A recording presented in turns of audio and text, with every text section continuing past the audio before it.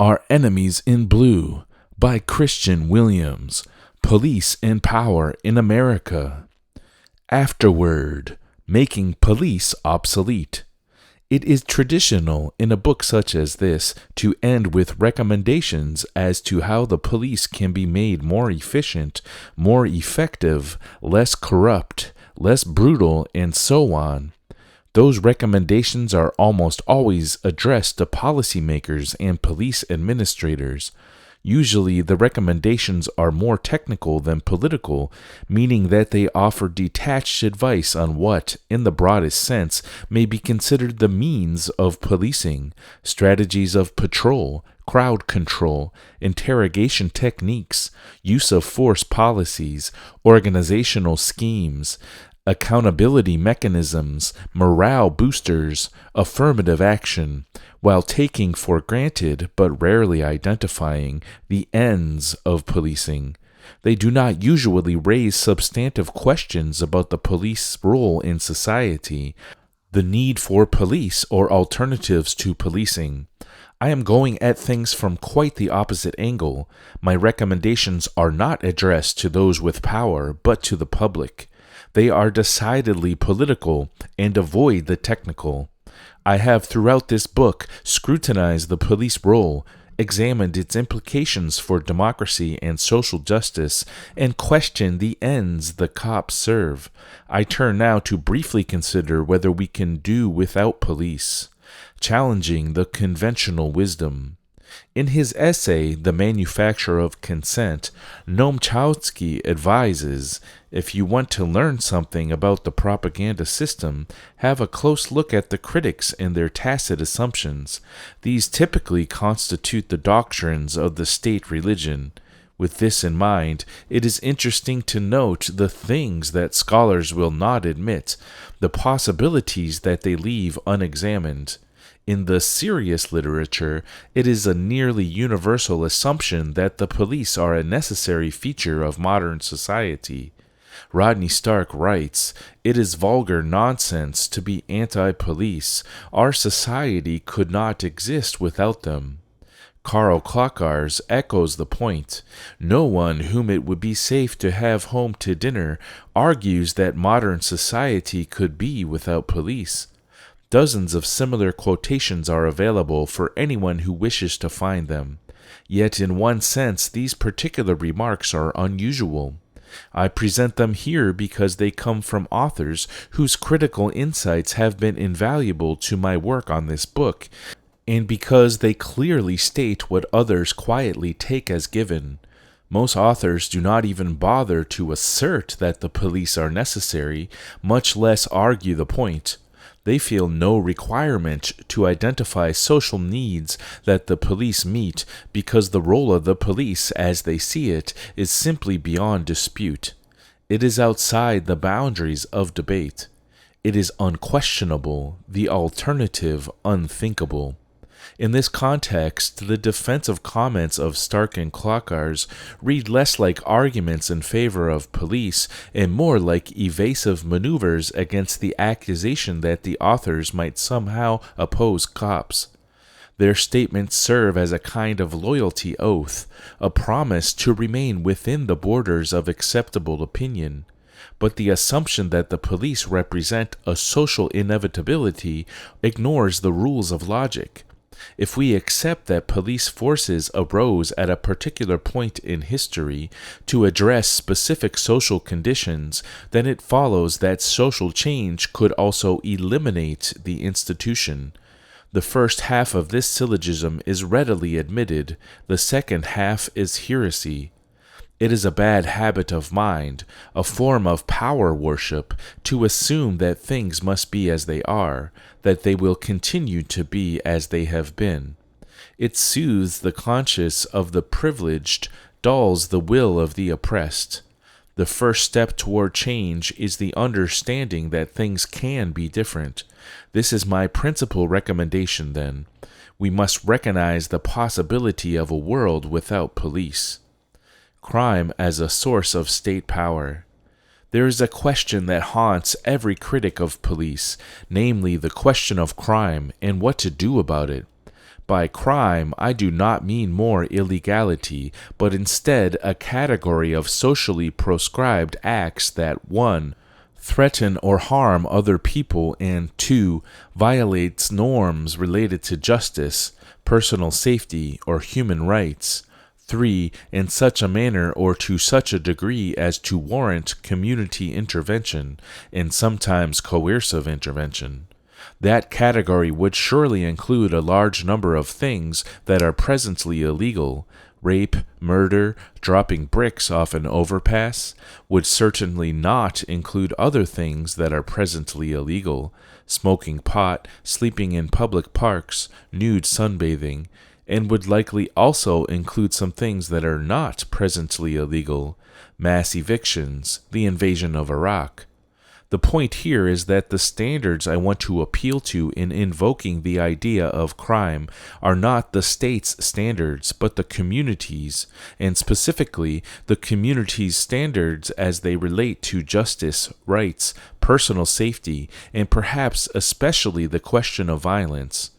The criminologist Tony Platt, one of the organizers of the 1972 Tear Down the Walls conference, later reflected, the prison movement of the early 70s paid almost no attention to crime. Crime was romanticized as a sort of pre-political form of rebellion. The issue of violence within communities was not given a priority. That was a mistake for several reasons, not least because people do value their personal safety, and that concern should be taken seriously.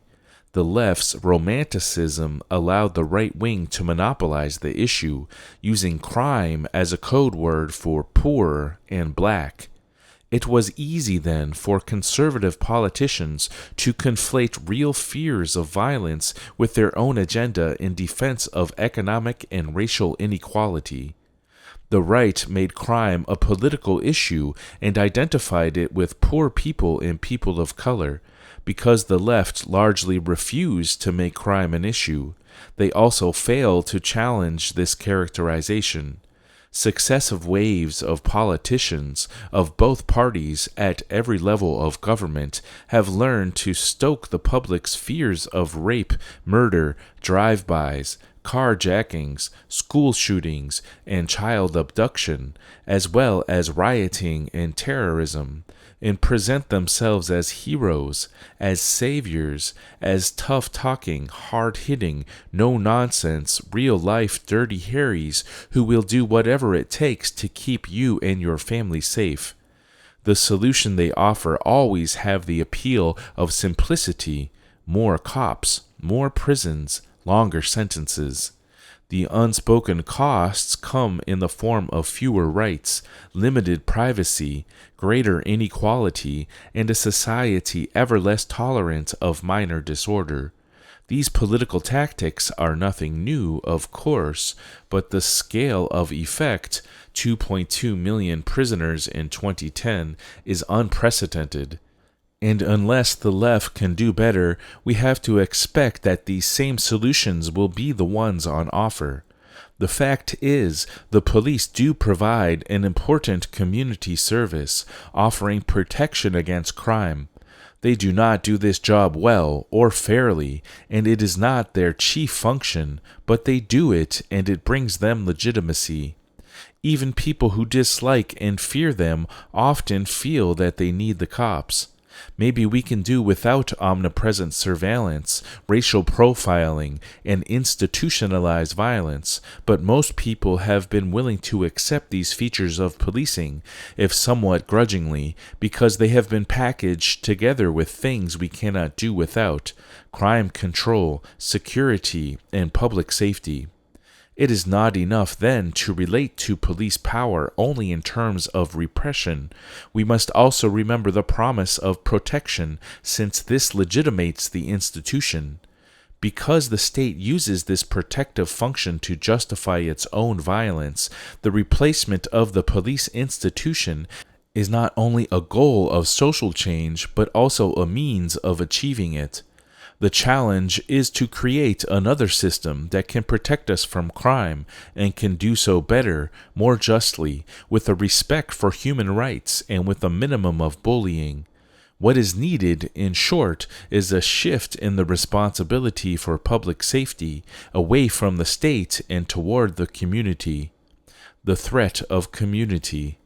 In the earlier discussion of community policing, I argued that it constitutes in part an effort to co-opt community resources and put them in the service of police objectives. I did not, at that point, dwell on the reasons underlying this, but the attempt at co-optation points to a fact that ought not be overlooked. Community is a source of power. As Nicholas Rose explains, community is not simply the territory within which crime is to be controlled. It is itself a means of government. Its detailed knowledge about itself and the activities of its inhabitants are to be utilized. Its ties, bonds, forces, and affiliations are to be celebrated. Its centers of authority and methods of dispute resolution are to be encouraged, nurtured, shaped, and instrumentalized to enhance the security of each and all. Where possible, the state seeks to draw on this power and direct it to its own ends. Community policing is one such attempt. In exchange for protection, the police negotiate for access to this power network, insinuate themselves deeply within it, and try to shape its activities to suit their interests. One major difficulty facing the state in its efforts to harness community power is the fact that this power is generally underdeveloped. According to Amatei Etienne, community is defined by two characteristics. First, a web of affect-laden relationships among a group of individuals, relationships that often crisscross and reinforce one another. And second, a measure of commitment to a set of shared values, norms, and meanings, and a shared history and identity, in short, to a particular culture. Such webs of affinity are often painfully lacking from modern urban life, and where they exist, they do not generally come in easily manageable bureaucratic packages awaiting official partnerships with police. In fact, as Karl Klockers observes, there is inherent tension between the idea of police and the ideals of community. The modern police are, in a sense, a sign that community norms and controls are unable to manage relations within or between communities, or that communities themselves have become offensive to society. The bottom line of these observations is that genuine communities are probably very rare in modern cities, and where they do exist, have little interest in cultivating relationships of any kind with police. Where genuine communities exist, they are sometimes even hostile to the police.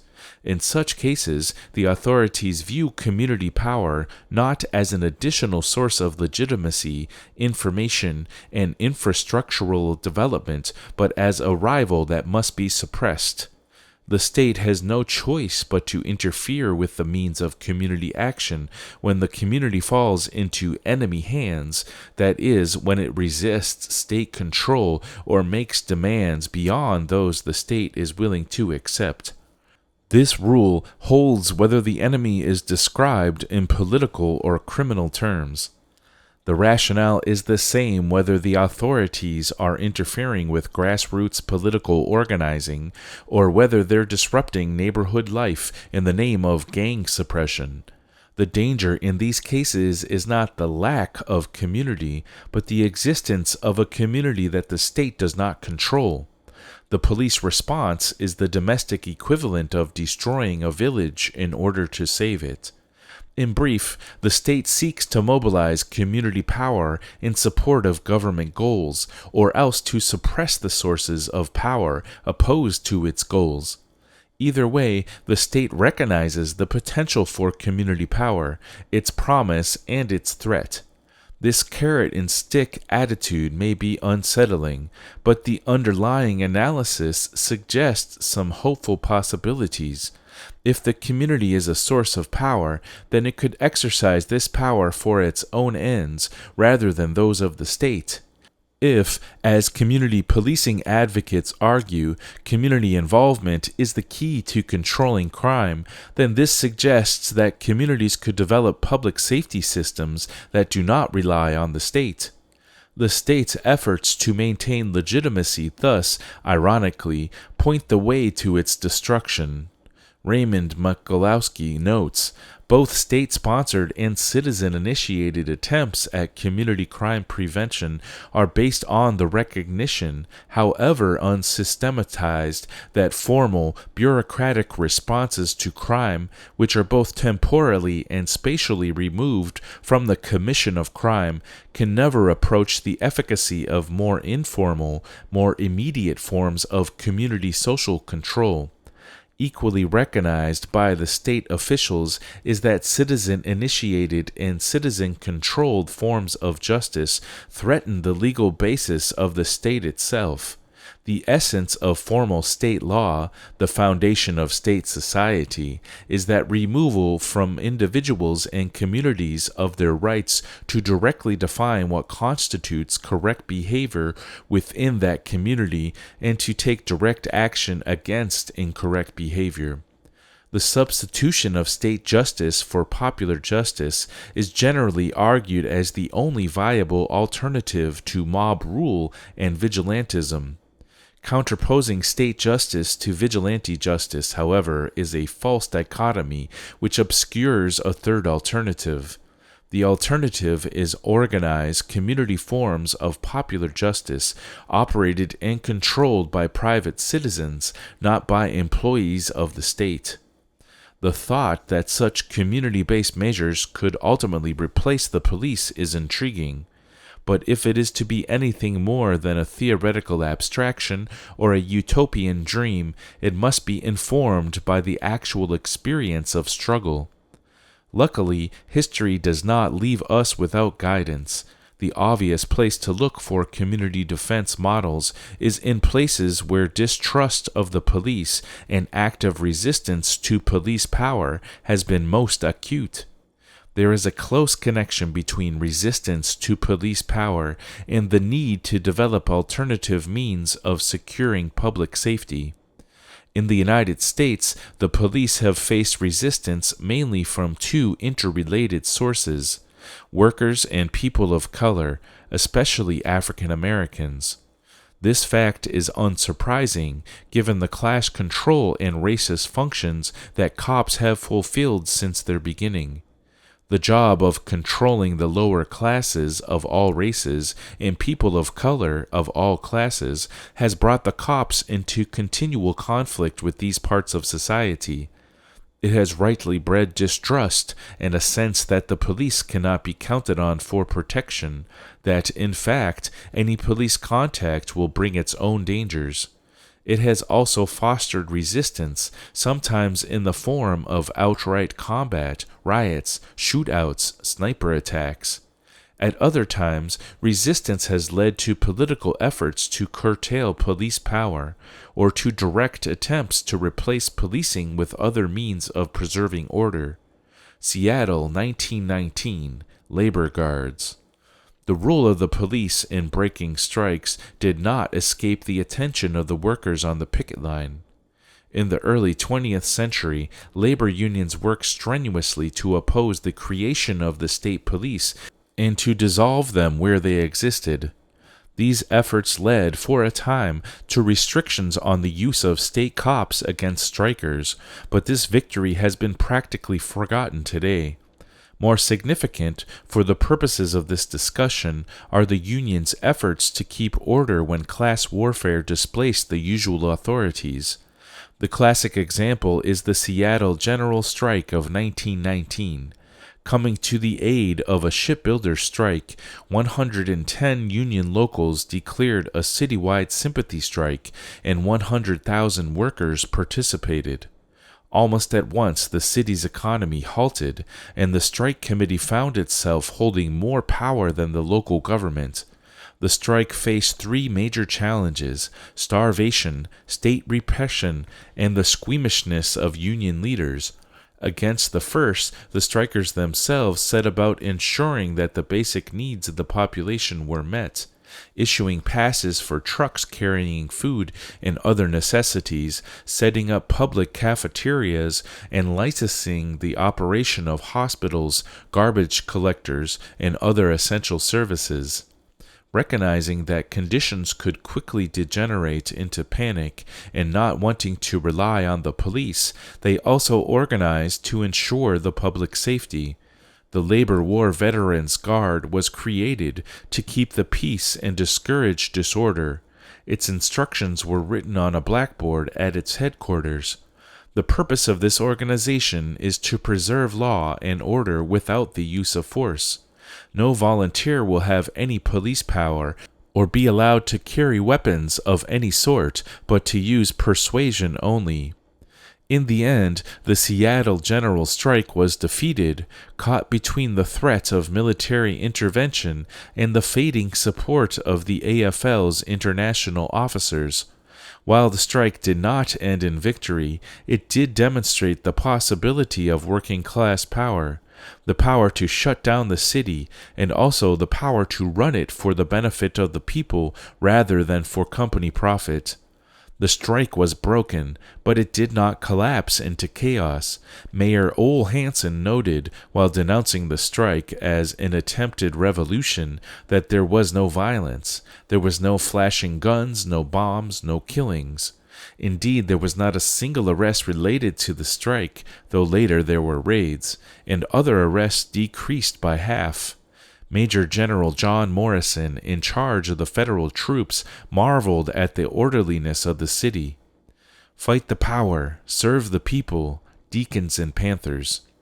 Almost 50 years later, more sustained efforts at community defense grew out of the civil rights movement.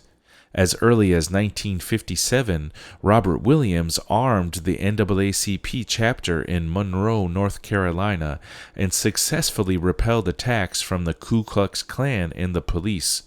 Soon, other self-defense groups appeared in black communities throughout the South.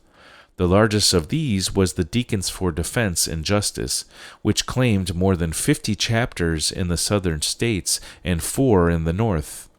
The Deacons made it their mission to protect civil rights workers and the black community more generally. Armed with shotguns and rifles, they escorted activists through dangerous backcountry areas and organized round-the-clock patrols when racists were attacking black neighborhoods. As one deacon explained, you wasn't going to receive much protection from the police, so black people had to protect ourselves. In fact, the deacons sometimes had to protect blacks from the police.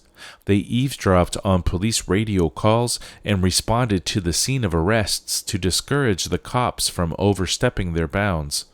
The deacons also served as a disciplining mechanism within the movement. On the one hand, they worked to calm trigger-happy youths seeking revenge against Whitey. On the other hand, they confronted Uncle Toms, seizing and destroying goods purchased from business under boycott. They also helped identify informers who were then publicly upbraided by a group of women from the NAACP.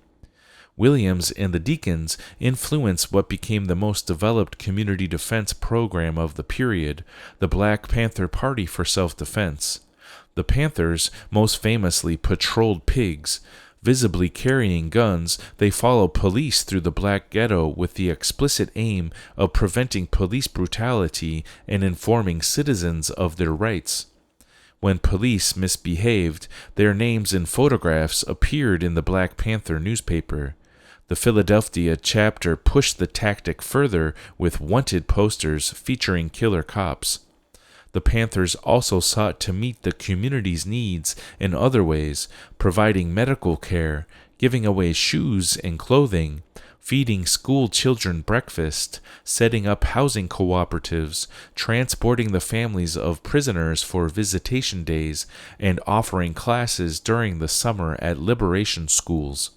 In Baltimore, they offered direct financial assistance to families facing eviction, and during the summer provided a free lunch to school-age children in addition to the free breakfast. In Winston-Salem, the party ran an ambulance service and offered free pest control. The Indianapolis branch provided poor families coal in the winter, held toy drives at Christmas time, founded community gardens, maintained a food bank, and cleaned the streets in black neighborhoods. In Philadelphia, the Panther Clinic offered childbirth classes for expectant panthers. In Cleveland and New York, drug rehab. These survival programs sought to meet the needs that the state and the capitalist economy were neglecting, at the same time aligning the community with the party and drawing both into opposition with the existing power structure. The strategy was applied in the area of public safety as well. The Panthers' opposition to the legal system is well known. They patrolled and sometimes fought the police. They taught people about their legal rights, and they provided bail money and arranged for legal defense when they could. At the same time, they pushed reforms to democratize and decentralize the existing police. In Berkeley, they proposed a 1971 ballot initiative to divide the city into 3 police districts, one for the predominantly black area, one for the campus area, and one for the affluent Berkeley Hills. Each district would elect a board to oversee policing in their area, and the officers themselves would be required to live in the neighborhoods they patrolled. The Berkeley referendum was just one of several plans the Panthers put forward to democratize the police force. At the Revolutionary People's Constitutional Convention of 1970, the Panthers, along with delegates from the American Indian Movement, the Brown Berets, the Young Lords, Students for a Democratic Society, the Gay Liberation Front, and others, adopted proposals to completely replace the existing criminal legal system. The police would be a volunteer, non-professional body overseen by an elected police control board. Courts would be people's courts, where one would be tried by a jury of one's peers. Jails would be replaced by community rehabilitation programs. 4 years later, writing in the journal Crime and Social Justice, Huey Newton advocated a community-controlled peace force whose members would be conscripted from the community and selected according to their orientation to public service, knowledge of the local area, and social awareness, with an eye toward diversity in terms of age and gender. As much as they were concerned about the police, the Panthers also took seriously the threat of crime and sought to address the fears of the community they served. With this in mind, they organized Seniors Against a Fearful Environment, or SAFE, an escort and busing service in which young black people accompanied the elderly on their business around the city. In Los Angeles, when the party opened an office on Central Avenue, they immediately set about running the drug dealers out of the area. And in Philadelphia, neighbors reported a decrease in violent crime after the party opened their office, and an increase after the office closed. There, the BPP paid particular attention to gang violence, organizing truces and recruiting gang members to help with the survival programs. It may be that the Panthers reduced crime by virtue of their very existence.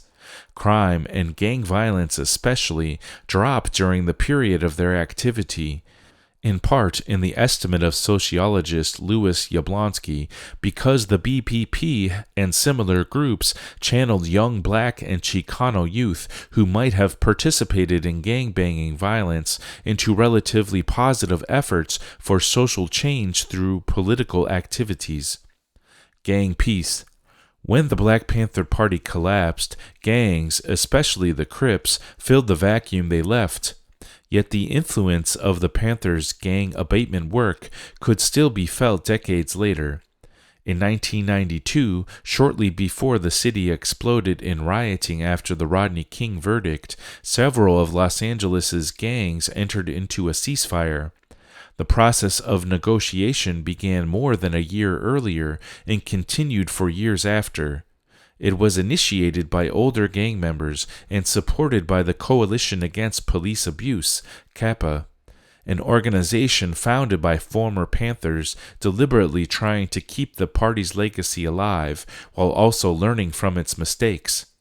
Kappa served as intermediaries between gangs early in the process, and the Nation of Islam provided security during direct talks. Later, Kappa helped found the Community in Support of the Gang Truce. In addition to supporting gang negotiations, CSGT offered young people video, computer, and job training and agitated for reform of the criminal legal system.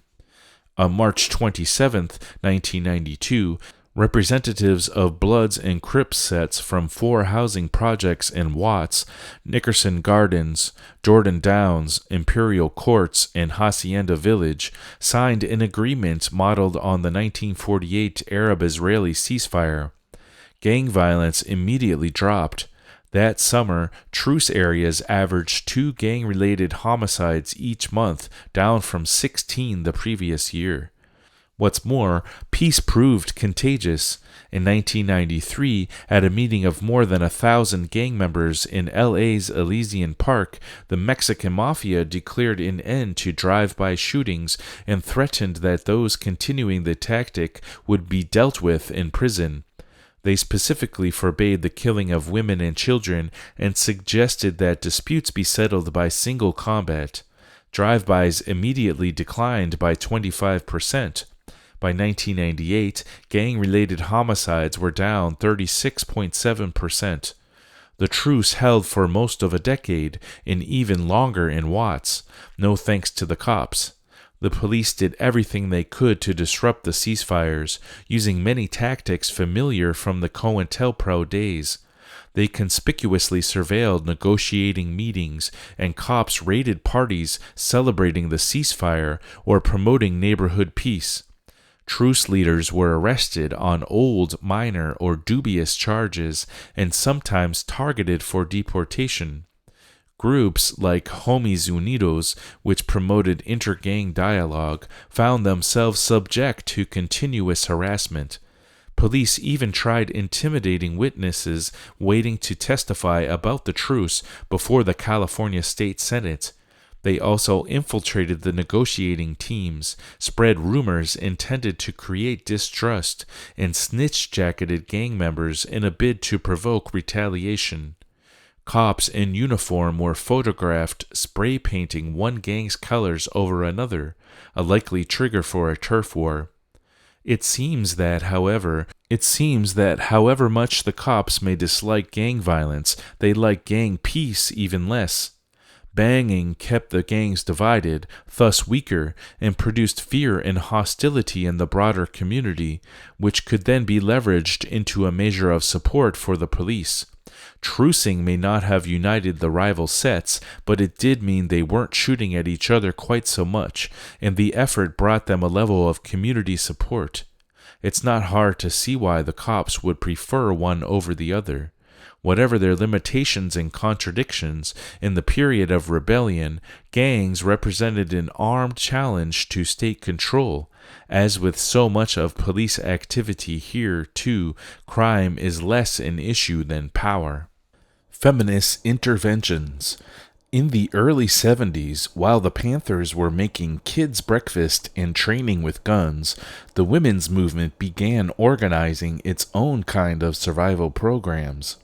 Recognizing the limits of the criminal legal system in response to domestic violence, sexual assault, and rape, the indifference of police, the indignity of cross-examination, near impossible burdens of proof, meager penalties for assault, a general atmosphere of victim blaming, and the wholly reactive nature of the entire system, women started organizing to defend themselves and keep each other safe. In Detroit, Women Against Rape, or WAR, organized street patrols, escorting women to their destinations and intervening in violence when they saw it. They also organized street theater performances, exposing misconceptions about sexual assault. In Santa Cruz, WAR published a monthly newsletter listing men who had recently been reported as rapists. Similar lists appeared in Majority Report in New York and Sister in Los Angeles. Also in New York, the Campaign Against Street Harassment organized boycotts of businesses where the employees call after women, whistle, make obscene signs and sounds, or verbally annoy, abuse, and patronize women passerby. Starting in 1972, a mixed-race working and middle-class neighborhood in West Philadelphia mobilized against street crime after 3 women were raped within 2 weeks. Joining together as the Citizens Local Alliance for a Safe Philadelphia, they organized inconspicuous street patrols using air horns to attract attention when something was amiss. CLASP also installed homemade burglar alarms and engraved valuables with the names of the owners. By 1976, CLASP had organized 600 blocks across the city, and survey data suggested that crime had been reduced an average of 33% and as much as 79% compared to the areas immediately contiguous. The first rape crisis centers and battered women's shelters back in 1972 and 1974, respectively, were volunteer-run grassroots political projects.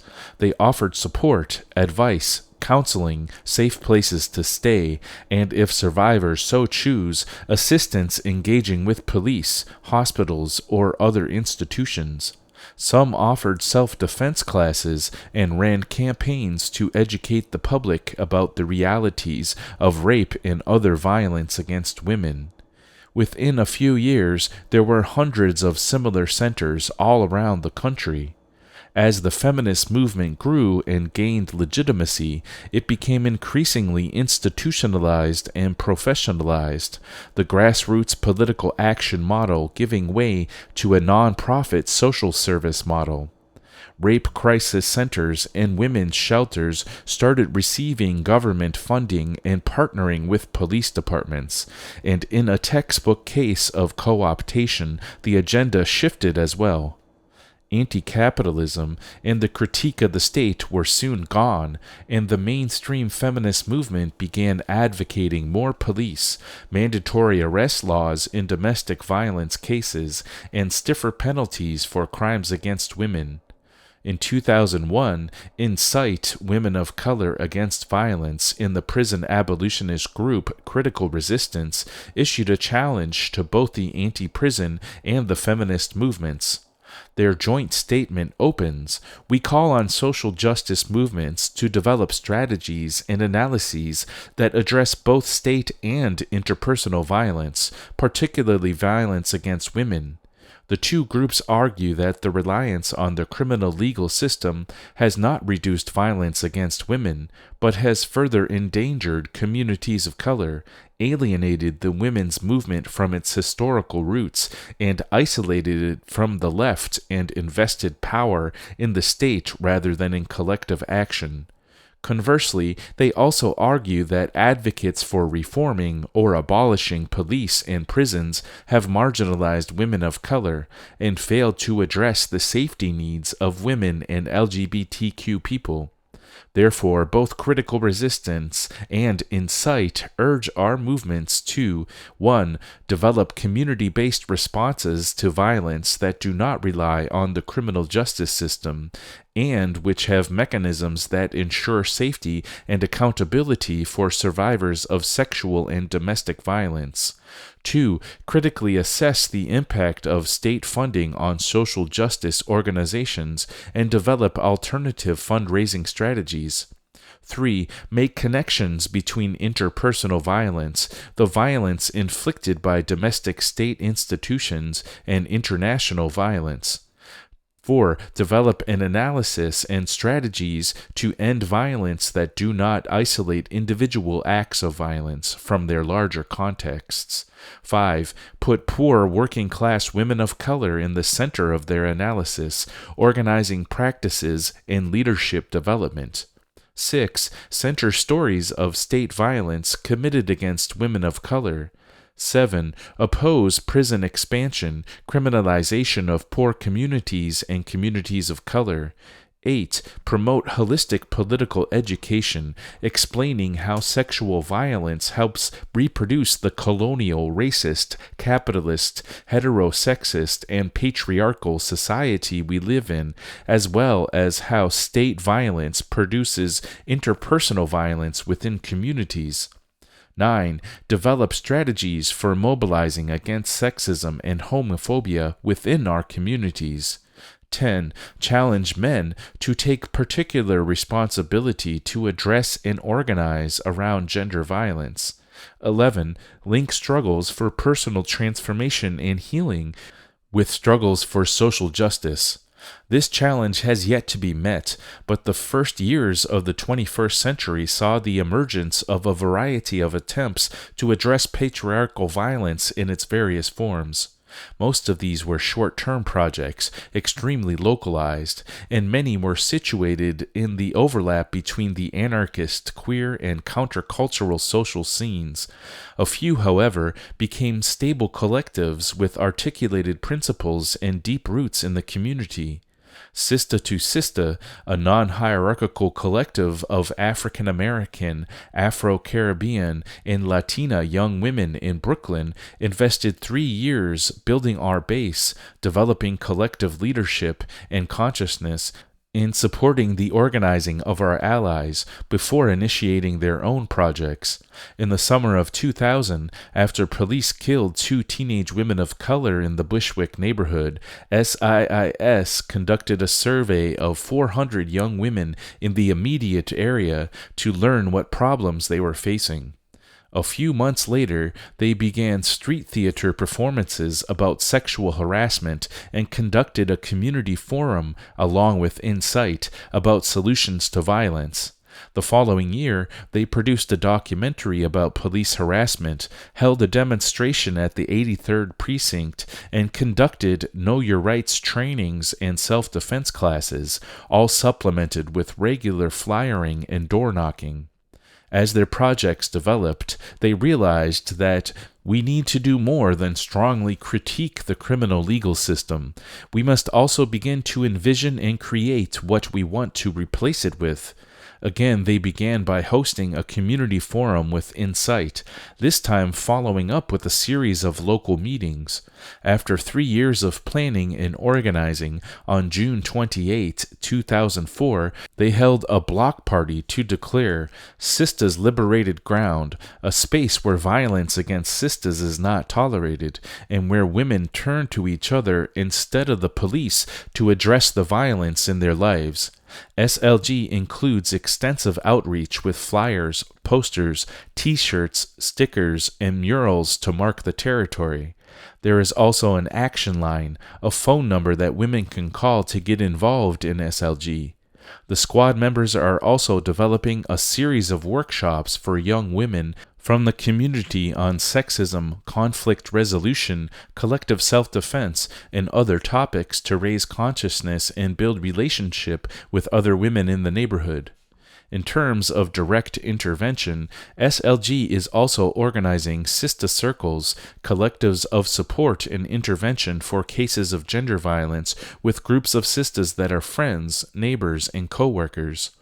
For example, Paula Jimena Rojas Urrutia explains, when somebody is getting stalked, the whole group would go to the stalker's workplace and embarrass him in front of the boss and make some direct demands of what he needed to do, and it would actually work, more than calling the cops.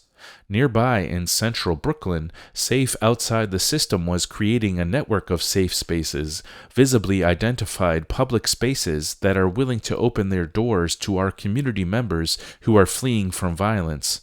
In training the employees of participating institutions to counter homophobia and transphobia and to interrupt violence without calling the police. Further south, in Durham, North Carolina, a collective called Ubuntu, meaning I am because we are, was finding ways to support community members facing violence at the hands of their partners.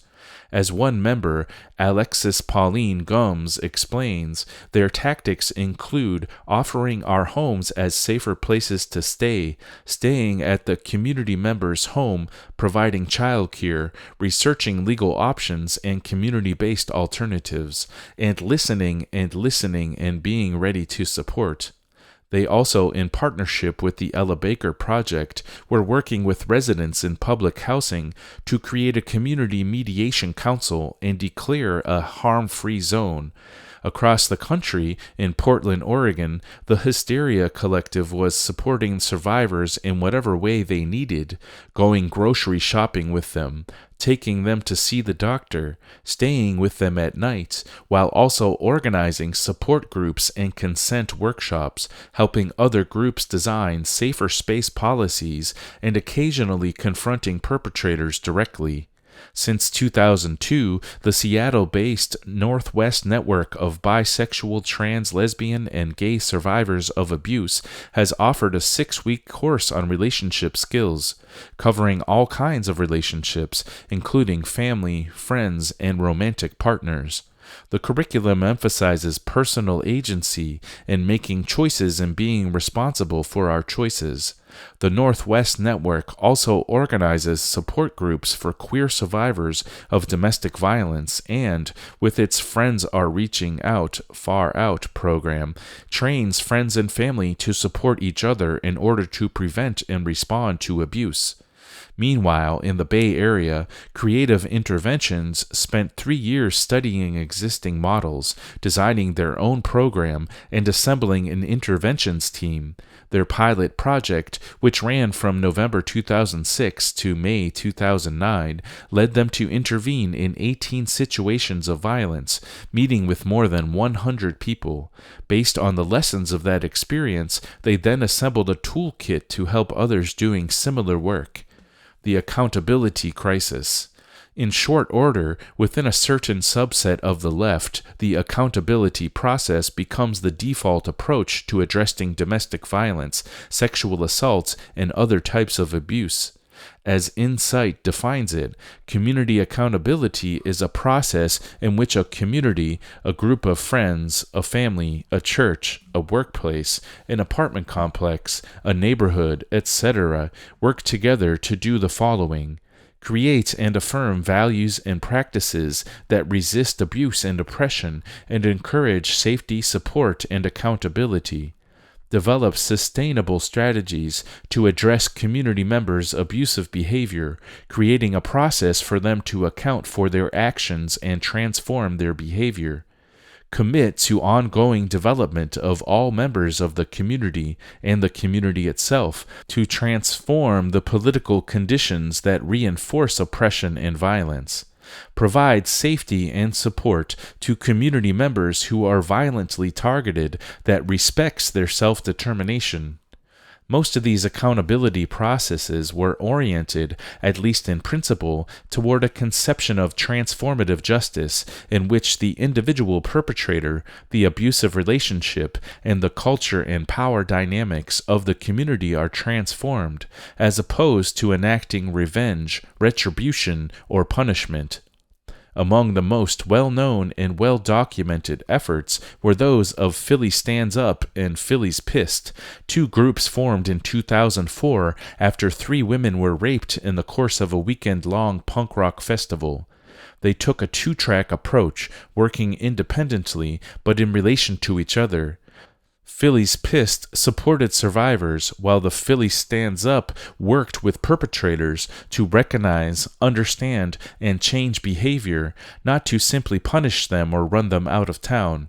Dealing with an assaulter includes the long-term goal of ensuring that they are not a threat to others, recognize what they have done, and work to permanently change their behavior. As one member clarifies, the behavior in question may be a specific incident or repeated behavior pattern of emotional, physical, and/or sexual assault with an intimate partner or random stranger, or any person on the interpersonal spectrum in between. And the process may also lead them to address substance and alcohol abuse, mental health, and any number of other influencing factors. PSU's work was guided by three fundamental principles: a steadfast commitment to supporting survivors through centralizing their needs to assert control and power in their lives and surroundings, the belief in the particularity of each sexual assault situation, and with it a unique effect and opportunity for the perpetrator to better understand physical, sexual, and emotional boundaries and communication, the intrinsic importance of humanizing perpetrators. Sometimes a survivor would make specific demands of a perpetrator or those around them.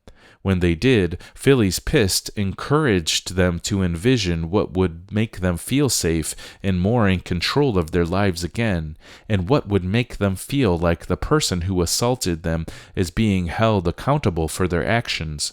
Sometimes the survivor would want the aggressor to write a letter taking responsibility, or do some reading on issues of consent and sexual violence, or quit drinking, or leave whenever they happened to be in the same space. Sometimes she would want other community members to make sure the aggressor follows through on those agreements. Other actions that survivors have taken include passing out flyers with details about the perpetrator and their pattern, distributing a public call-out asking individuals to spit on a perpetrator, and asking people to stop supporting a perpetrator's work financially. Around the same time, in Seattle, communities against rape and abuse were developing principles and practices to address sexual violence in a variety of contexts, though admittedly with varying degrees of success. As Theron Kigvamasudvashti, one member of CARA, explained, if an individual comes to us and says there is a perpetrator living in my community, whatever that community is, we try to give that individual the tools that will pull everyone in the room around that issue. The language and tools already exist in the community. People haven't had the opportunity to use them, so when we get together, it is with a specific intention of putting those tools to use. There are multiple examples of how that happens. Because there are multiple communities that exist, people are very creative about what they want for safety and accountability. For example, when a male leader in a police accountability organization was making inappropriate advances toward young female volunteers, Kara met with the perpetrator, had conversations with the women in the group, supported one of the young women in writing a letter and reading it aloud during the organization's meeting, and facilitated a program on understanding sexism. In the end, the man resigned from the group. In another case, to address sexual assault in the punk scene, Kara released a public statement from survivors, distributed flyers denouncing a perpetrator, and organized a boycott of the bar where he worked. In a third, following a sexual assault at a conference, they helped the survivor contact other young women from the host organization and learned that it was a pattern. The survivors met and demanded that the perpetrator remove himself from leadership and pursue counseling, and that the organization incorporate rape prevention education in its programming. All three demands were met. In a fourth case, after several women were assaulted by the same man, they all wrote down their stories and presented the document to some male community leaders. Kara facilitated a meeting about rape culture, and the men asked the perpetrator to step down from his position. After a suitable amount of time, he was allowed to resume his responsibilities. Similar projects were initiated around the country, coordinated by groups like Support New York, the Challenging Male Supremacy Project, also in New York, Praxis and the Pink Tape Collective, both in Portland, the Burning River Collective, Cleveland, Dealing with Our Shit, Twin Cities, as well as those already mentioned and dozens of unnamed ad hoc efforts. But by the mid-teens, fatigue, disappointment, and disillusionment, even hostility to the notion of accountability, had become widespread in exactly the same circles that were most vocally pushing it a few years earlier. It was not unusual to hear that accountability processes never work, or that they always go wrong. That was not entirely true, but the sentiment reflected several important realities. First, the processes that go wrong tend to go wrong in spectacular, divisive, disastrous ways, while those that go well are slower, quieter, and less controversial, therefore also less known and less remembered. Second, the idealism that leads people to pursue transformative justice may also produce unrealistic expectations and thus inevitable disappointment. Furthermore, specific goals or standards are often lacking, and so it is not always clear what counts as success or even what could count as success. And finally, there is the fact that developing such a process is inherently challenging. There are far more ways for it to go wrong than go right. And collectively, we are very new at it, still developing skills, theories, practices, and models. Most of the projects cited here were short-lived. It is unusual for a group involved in accountability and support efforts to last even as long as a couple of years. Part of that is the very nature of the work. It is stressful, time-consuming, emotionally taxing, and generally thankless. It is also usually a volunteer effort, which avoids the problem of co-optation and professionalization, but limits the resources available and often overburdens the few people trying to keep it going. As Praxis's Tabitha Milliken observes, taking foundation or government money changes the work, but not taking the money also changes the work. The Pink Tape Collective's Genevieve Goffman outlines numerous difficulties in accountability processes. Some are practical, such as a scarcity of resources, the absence of meaningful sanctions, and both a lack of clarity about what can be expected from the process and a tendency to promise unrealistic results. Others are structural, relying on the immediate friend group when a dispassionate outsider might see things more clearly, or adopting models intended for close-knit communities and applying them to loose social scenes. There are, of course, strategic mistakes, the failure to intervene before a crisis occurs, the erroneous assumption that consequences for the perpetrator will necessarily facilitate the survivor's healing, and processes that keep the survivor engaging with the perpetrator when what they really need is distance. And there are the political problems of reproducing punitive logic, falling into unrecognized power dynamics, and the like. Her greatest frustration, however, is with our failure to learn from history, from our mistakes, and from each other. The Northwest Network's Shannon Perez Darby cautions, where I think our community accountability models have missed the mark is on our desire to rush into action. In our visioning, we have confused our desire to have communities with the skills and knowledge to respond to violence with the reality that most of us are walking around with a dearth of accountability skills. In other words, I think we've gotten ahead of ourselves. Reflecting similar concerns and looking critically at her own experience with the Northwest Network, Connie Burke concludes, our activist communities do not presently have the skills, shared values, and cultural touchstones in place to sustain community accountability efforts. She recommends, as preliminary step, a shift in focus from a collective process for holding individuals accountable for their behavior to individual and collective responsibility for building a community where robust accountability is possible, expected, and likely. She calls this the accountable communities approach. The emphasis here is on creating a collective cultural shift as a predecessor to personal transformation, rather than emphasizing personal work as the means for social change.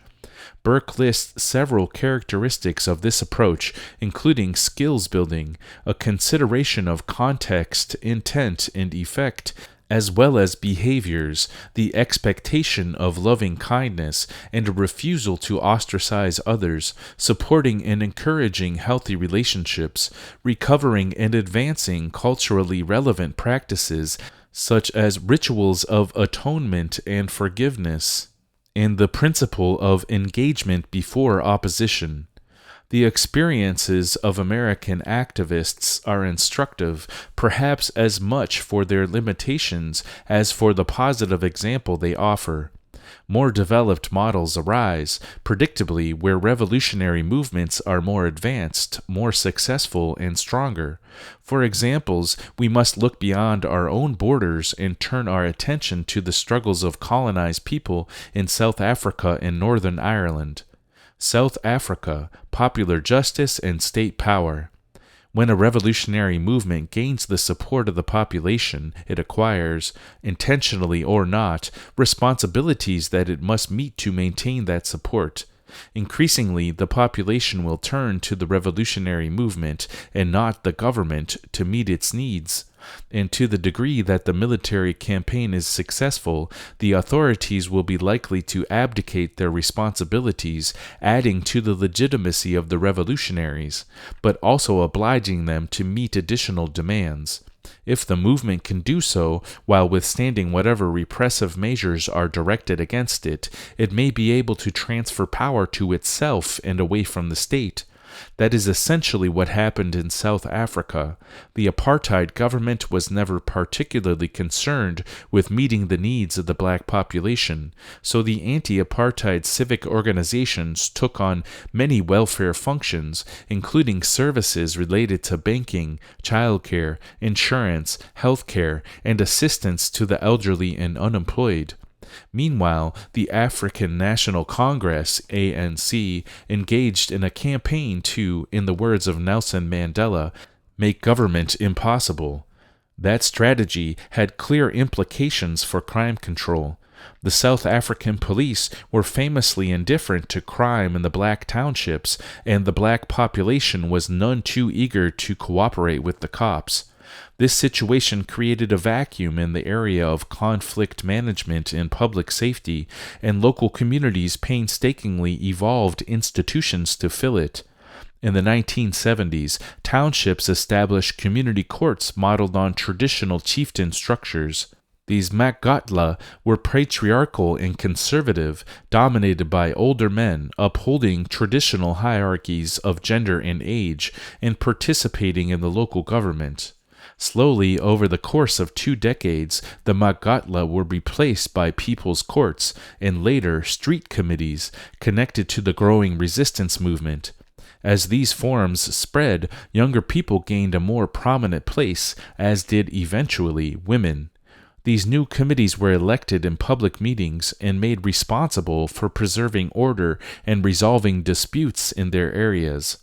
Though sometimes relying on physical punishment, often at a brutal extreme, the street committees tended to emphasize restorative justice rather than retributive justice.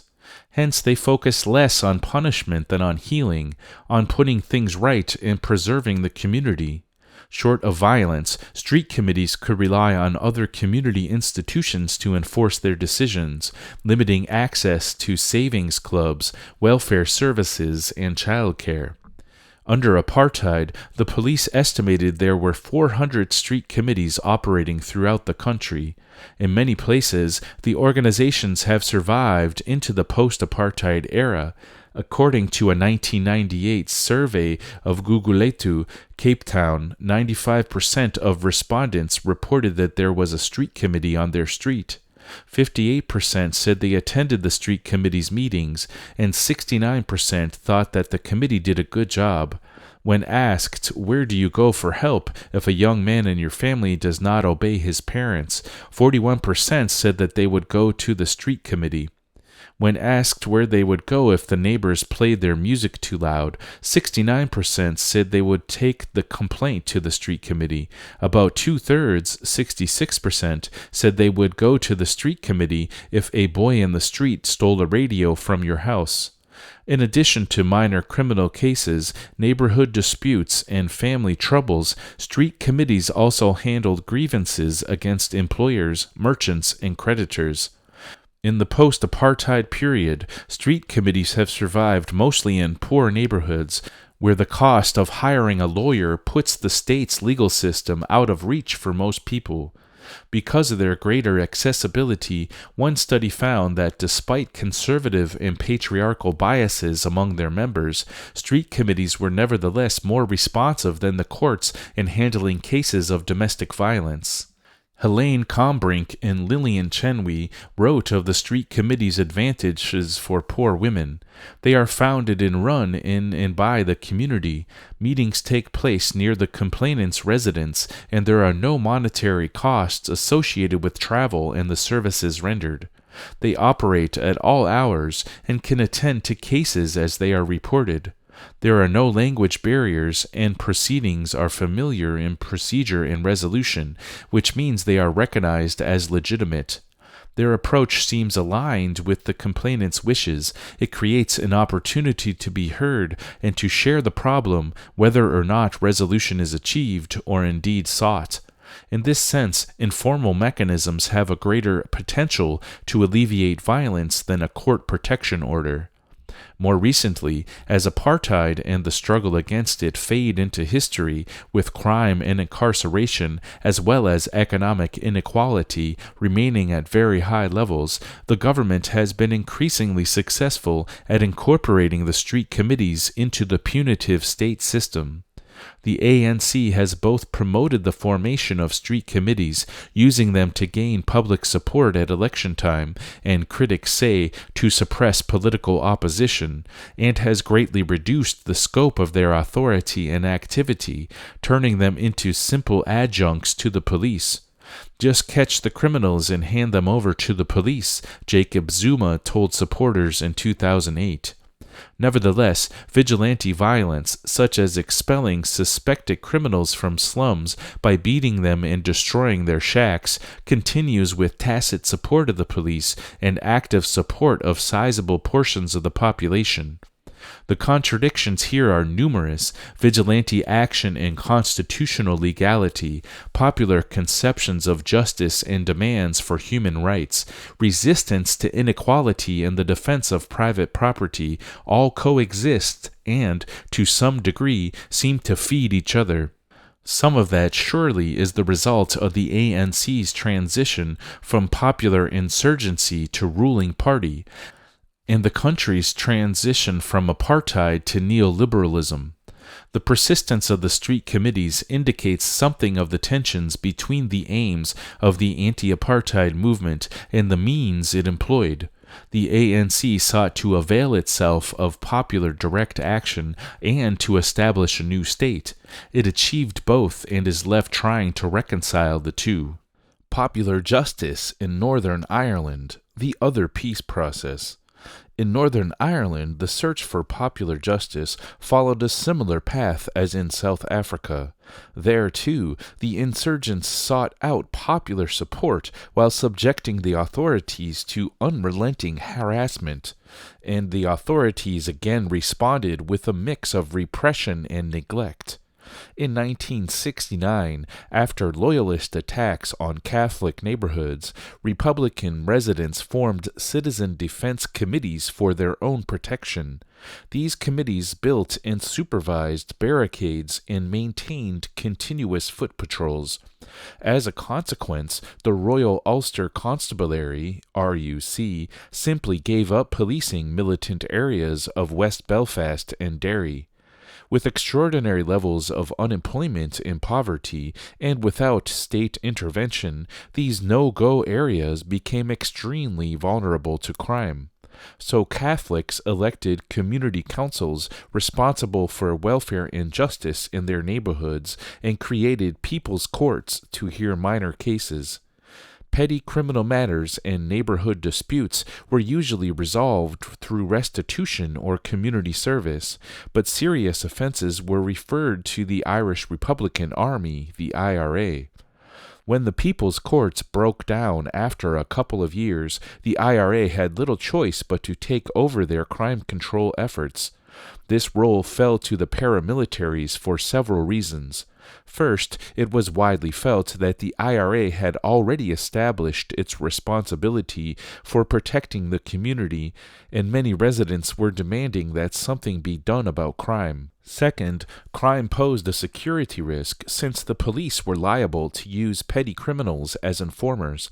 And third, crime had a destabilizing and corrosive effect on the very communities the movement depended on for support.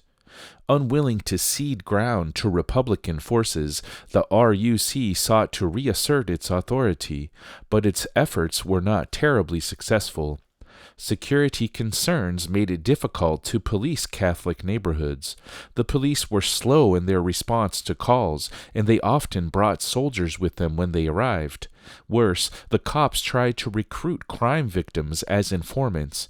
Those unwilling to serve as snitches publicly exposed and vocally denounced these clumsy efforts, all of which occurred in a context of continual human rights abuses and only amplified the Catholic distrust of the authorities.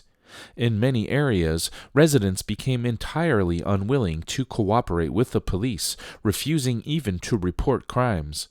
But the IRA did not have an easy time of it either. It had few resources to devote to investigations or corrections, little time or patience for due process considerations and human rights concerns. Hence, their response to crime usually took the form of threats, beatings, property destruction, kneecappings, expulsions, shootings, and executions. It was typically unpleasant for all concerned.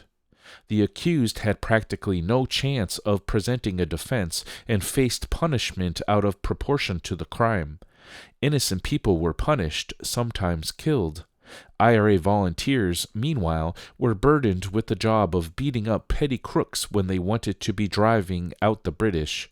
And worst of all, from a revolutionary standpoint, the friction created by this situation threatened to isolate the revolutionaries from their constituency. One Republican activist explained the dilemma. The conflict has created a cycle of dependency where the community expects the Republican movement to deal with antisocial crime. The IRA feels responsible and must act but lacks the resources to deal with it other than through violence, and the result is damaging the kids who are, after all, part of the community. This dependency worked two ways. The IRA depended on the Catholic community for protection, discretion, and support. The community relied on the IRA to protect it from crime, the state, and the loyalists. The difficulty arose when protecting the community from crime undercut the community's support for the paramilitaries. To resolve the dilemma, Republican activists sought a means to disengage responsibly, ideally by empowering the community to address antisocial behavior directly, without relying on either the IRA or the police. Republican activists approached a group of academics, criminologists, and conflict resolution experts and asked them to design a system that did not rely so much on breaking people's legs. The scholars obliged, publishing their recommendations in the Blue Book. The authors of the Blue Book, in extensive consultation with the local communities, set out to design a restorative justice system that met the following criteria: community involvement and support, nonviolence, and operating within the law, proportionality of the sanctions to the offense, due process and a guarantee of human rights, consistency, engagement in the community, contact with community programs, and adequate resources. With the endorsement of Sinn Féin, Community Restorative Justice Ireland (CRJI) programs based on the Blue Book were implemented on a trial basis, beginning in 1999, with 4 pilot projects in Republican areas of Belfast and Derry. The IRA pledged its support for the process, ending punishment beatings and referring cases to CRJI. In the first year, the new programs handled 200 cases, clearing 90% of them. By the end of 2001, 1,200 cases had been processed through the program, including complaints about drugs, noise, family conflicts, parking disputes, burglaries, property damage, Violent crime and chronic offenders. Between 15 and 20% of these cases would previously have been handled with violence. By 2004, CRJI's 310 volunteers were managing more than 2,000 cases every year and closing about 85% of them.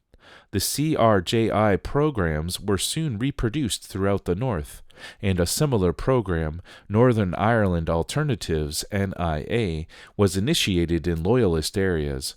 As recommended by the Blue Book, the community restorative justice programs used mediation and family group counseling, monitored the agreements they negotiated, and employed charters outlining the rights and responsibilities of community members.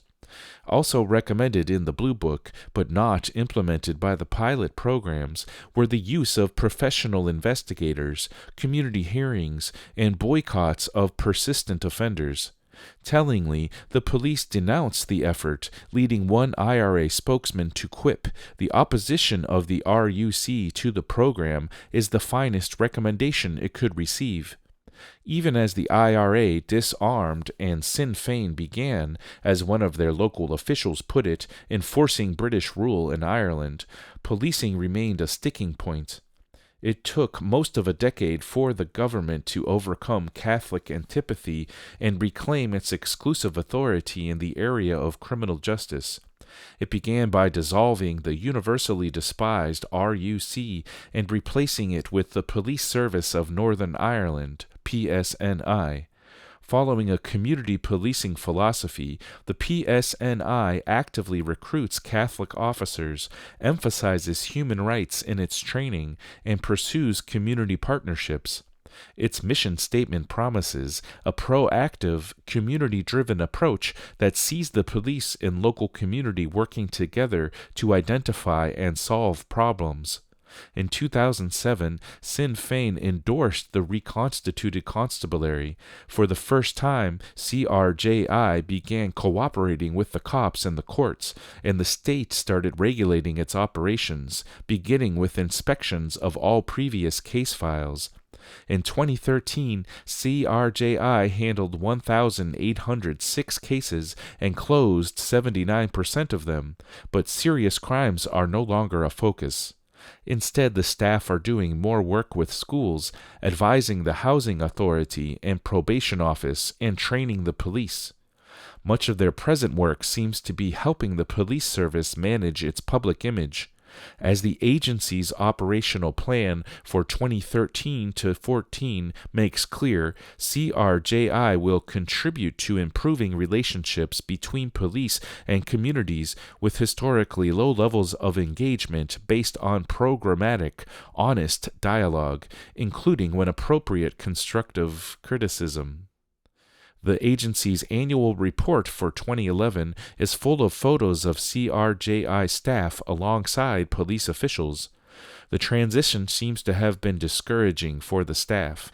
In his report of 2008, immediately following the change in policy, CRJI Chair Jim McGivern complained of unparalleled political interference during the previous year and notes that after the decision by Sinn Féin to call on nationalists to support the PSNI, most of the organization's energy was taken up, consulting our staff and volunteers on the issues. Likewise, a local leader reported, "The biggest challenge for us was dealing with the new policing dispensation. This has been very difficult for the practitioners as the whole ethos of CRJ up to now has been that the victim had the right, except in certain circumstances, had the right to choose CRJ as the vehicle to deal with their issue. The practitioners understand the protocol and understand that we can't deal with crime, but it doesn't lessen the feeling that we are, in some way, letting the victim down, and it doesn't get any easier the number of times that we do it." CRJI had presented itself as an alternative to the criminal legal system, and members of the community continue to look to the staff for that service, either because they prefer the restorative justice framework or because they want to avoid contact with the police. Having suffered a crime and sought out assistance, to then be told for reasons related to national policy and party politics that the police were the only remaining option would not just come as a disappointment but must feel like a betrayal. The search for legitimacy.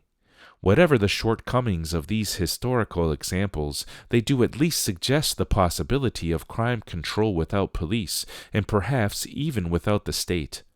What's clear is that in none of these cases were the people dependent upon the government to protect them. In fact, quite the opposite. Based on his observations in Natal, South Africa, David Nina concludes that there could be peace when the formal sovereign is not in control, but only if the structures of popular participation are running democratically and are accountable to the immediate community in which they operate. Toward these ends, Harry Micah and Kieran McAvoy identify 7 elements necessary for legitimacy. 1. Mandate is the broadly based license for program development which is secured through basic research, audit, in areas to ascertain needs and resources.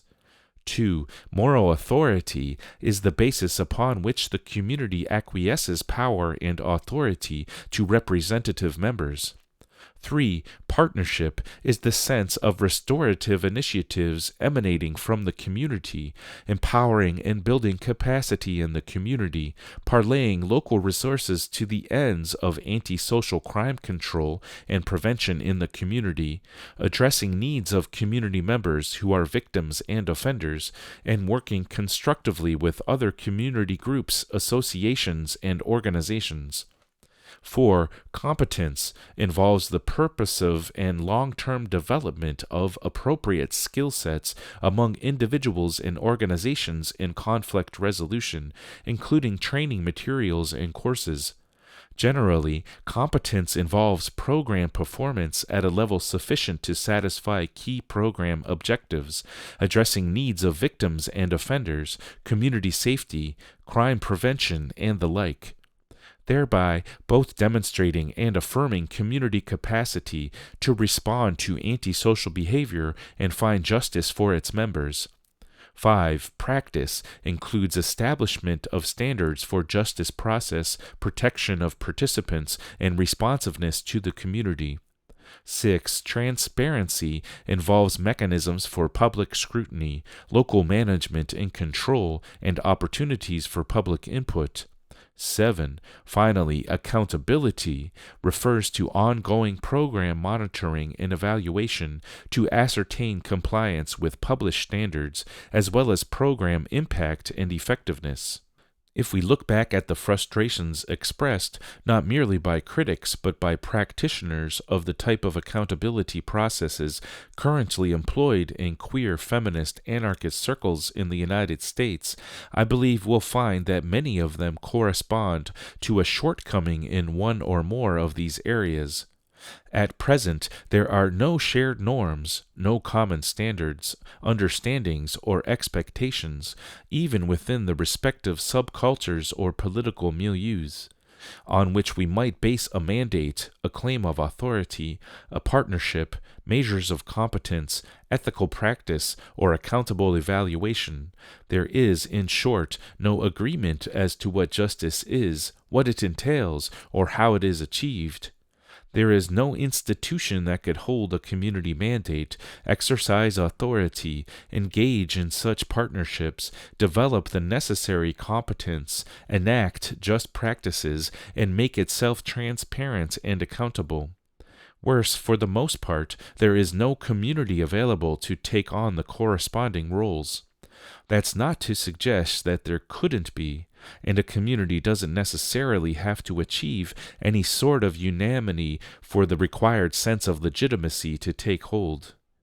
In fact, the most successful of the alternative justice programs have been those that arose precisely in contexts where legitimacy was most sharply contested.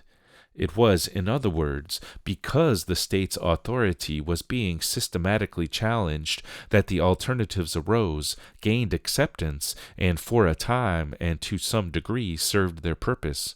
It was the social movements to which they were attached that brought them into being, gave them their oppositional character, linked them to the community, and loaned them a sense of legitimacy. That is even true, though in a different way and to a lesser extent, of the gang truces. But then, when those movements crested as they were defeated or co-opted, the alternative justice programs shared their fate. If they didn't wither away, they at least lost their oppositional character.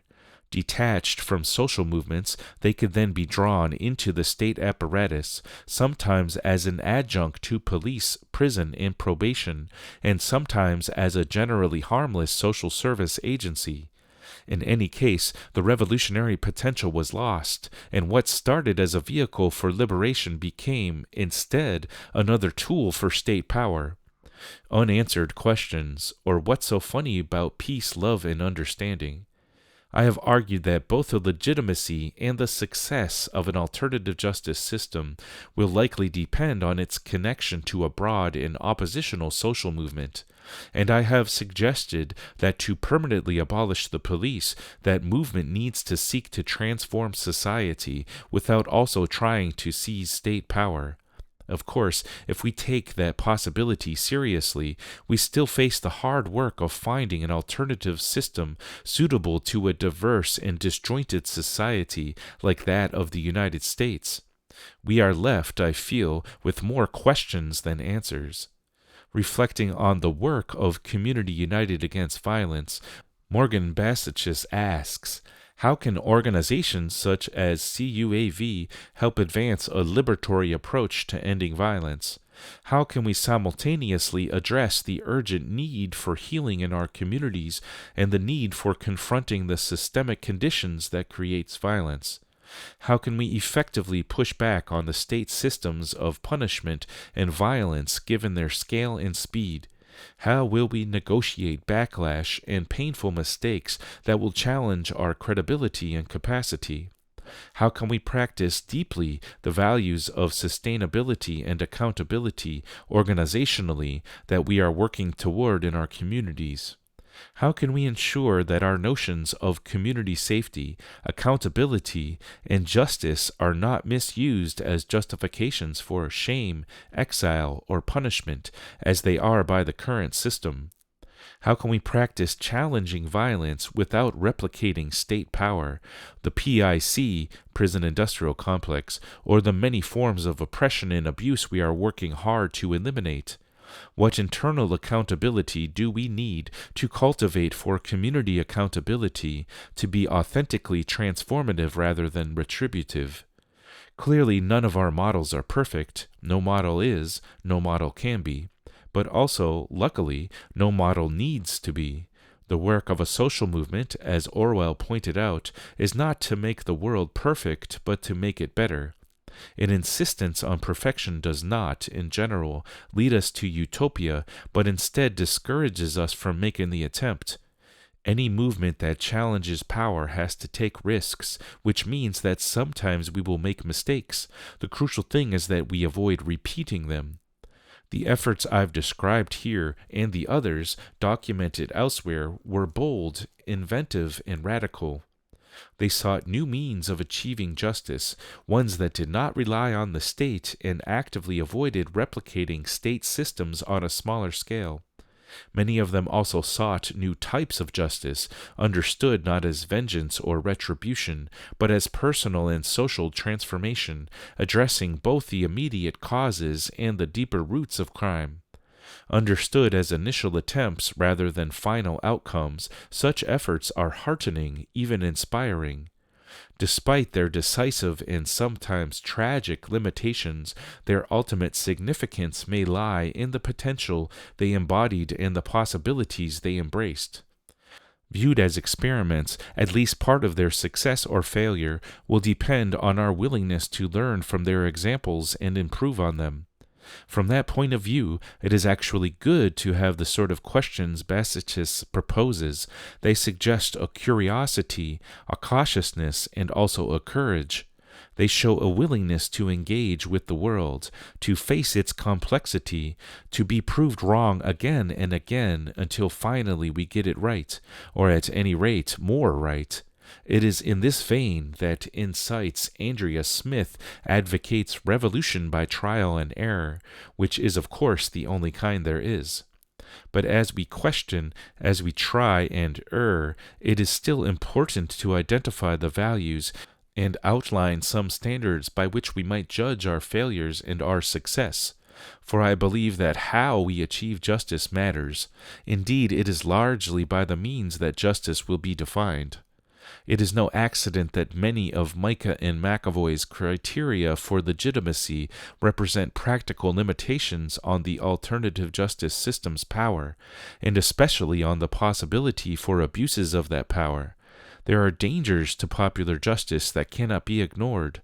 The Blue Book identifies the major weaknesses of the earlier Republican arrangement: inconsistency, a lack of training, few resources, a paramilitary character, the absence of accountability, the removal of the community from the process, and the reliance on the IRA. There is also the danger that informal systems could be used to settle personal grudges, attack political rivals, or give expression to the community's prejudices. The chief hazard, as one Irish feminist organization worried, is the danger of groups being mirror images of the forces they are combating in terms of tactics and attitudes, even if their objectives remain revolutionary. These dangers provide clear guidance for those who wish to fight oppression. Underlying the search for justice is a simple principle: our counter-institutions cannot be immune to the demands we place on the existing institutions, demands for democracy, accountability, transparency, and most of all, real community control. It seems to me that there are 4 standards against which every justice project should be measured. The first is its own immediate goals. Did we accomplish what we set out to do? The second is a comparison with the state. Were our processes and outcomes, taken as a whole, better or worse than what we could expect from calling the police? Third, in action. How do our efforts in their practical results compare to simply doing nothing? The fourth is our ideal of justice. How did it inform our actions? How was it present in the outcome? Where did we fall short? It is important in the course of evaluation to consider everyone's experiences, everyone's interests, victims, perpetrators, witnesses, mediators, and the community at large. With those various, oftentimes conflicting perspectives in mind, one should nevertheless be able to reach some broad conclusions as to what went well and what went badly, and why. If we fail to meet our immediate goals, it may be that our process needs to change, or it may be that the goals were unrealistic. If we fail to do even as well as the state, our process definitely needs to change. Likewise, even if the outcome is somewhat better than in a scenario of complete inaction, we still need to weigh the benefits against the time, effort, and stress for those involved. On the other hand, if our attempts at justice actually match our ideals, probably we are aiming too low. For as we approach our ideals of justice, freedom, and equality, as our sense of the possible expands, our vision grows clearer and we learn to see power where it was invisible to us before. Therefore, in proportion to our achievements, we also discover new obstacles to overcome. While our exercise of justice must be grounded in reality, in the here and now, in the world we have, and with the people who are in it, our practices should also point us toward something better, toward the world we want to create and the people we want to become. Generation 5, an organization attempting to end child abuse without recourse to the prison system, rightly notes, we must create the solutions to the problems we face, and we must create the world in which we want to live. They continue, the only way to liberate ourselves from violence and oppression is to envision that possibility, to take one step at a time and do it together. The more steps we take toward this end, the more possible it becomes. Transformative justice is both a personal process and a vision for a more just world. It is a lesson plan for what we can learn together and a strategic plan for what we can do together. The only way to acquire a world without violence is to build it. Modest demands can be the seeds of major upheaval. The demands for human rights, for community control, for an end to harassment and brutality, the basic requirements of justice, ultimately pit us against the ideology, structure, interests, and ambitions of the police. The modern police institution is at its core racist, elitist, undemocratic, authoritarian, and violent. These are the institution's major features, and it did not acquire them by mistake. The order that the police preserve is the order of the state, the order of capitalism, the order of white supremacy. These are the forces that require police protection. These are the forces that created the police, that support them, sustain them, and guide them. These are the ends the police serve. They are among the most powerful influences in American society, and some of the most deeply rooted. In this sense, our society cannot exist without police, but this needn't be the end of the story. A different society is possible.